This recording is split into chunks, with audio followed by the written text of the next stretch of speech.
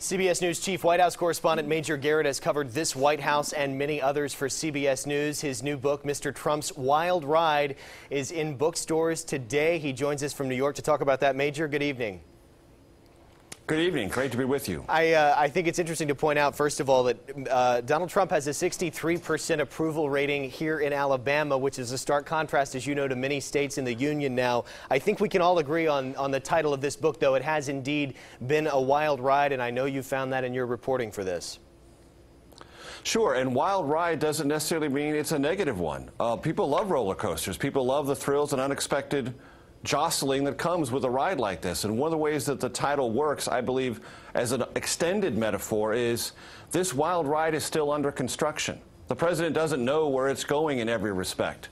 The country doesn't know where it's going in any respect. After the defeat of the repeal and replace effort on Affordable Care Act, otherwise known as Obamacare, Republicans didn't know, and the president didn't know, would they be able to achieve tax cuts at the end of that first year of the Trump presidency. That ride was still being constructed, and there were ups and downs in that respect. There's still ups and downs now, even with Brett Kavanaugh on the Supreme Court. So wild ride is what it is. It's what the country experiences, it's what it talks about. It's a pervasive part of our national experience in ways the previous presidents I've covered, and there were 4 of them, were not nearly as pervasive as a psychological matter, as an experiential matter, or as a news matter. Trump is. I loved what the quote that Gayle King read this morning on CBS this morning, that it's like Cirque du Soleil on acid, as you say in the book. You mentioned the 4th White House you've covered. How do you think history will remember this presidency and this president?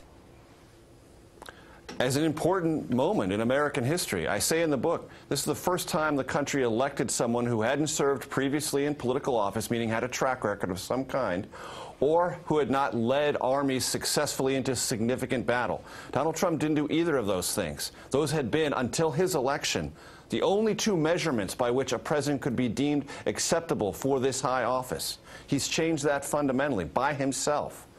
And this idea of celebrity and TV and a social media phenomenon are now part of a new emerging political reality that he himself has created. By themselves, those 2 things create a historic patina around the Trump presidency, if you will.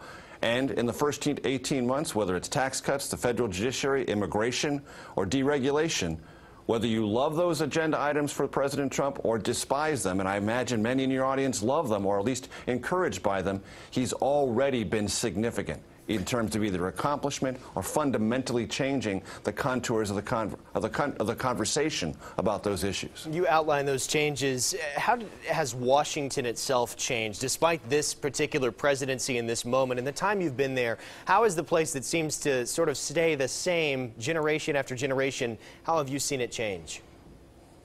Well, Washington has changed a lot. People sort of assume that it's always the same place. Look, we've had changes in congressional majorities more rapidly in the last 20 years than we had in the previous 50 years combined. We've had different presidents from different parties.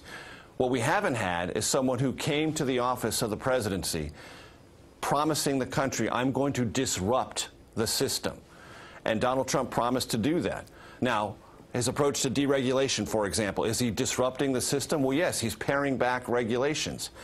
Is that to change the system or just put more pro-business people into the system and sort of rewrite things according to their rules?